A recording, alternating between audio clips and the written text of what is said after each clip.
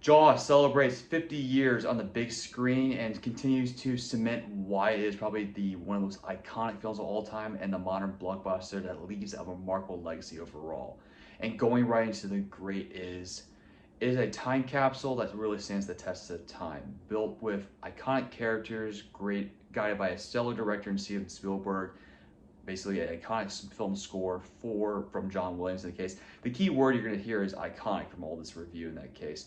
But going more in this case, the storytelling aspect is a rich adventure story in that case that we all can gravitate towards and project our own feelings about. In this case, we can each relate to it in our own way.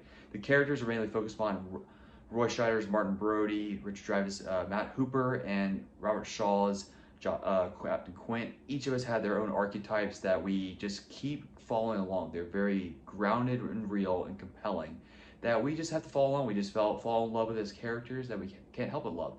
But in addition to that, the supporting cast is also well realized in that case. From Murray Hamilton as the corrupt mayor, but it's more like just he's very grounded, but he's also vile in that case. It's interesting to watch.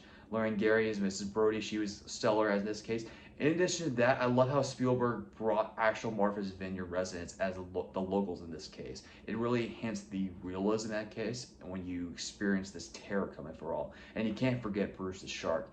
The historical background is the shark never works, so that's why all the camera work maybe the legs underneath, but you think you're from the POV of the shark, which enhanced your terror, which brought in the audience participation, enhanced the terror and imagination we all felt from it.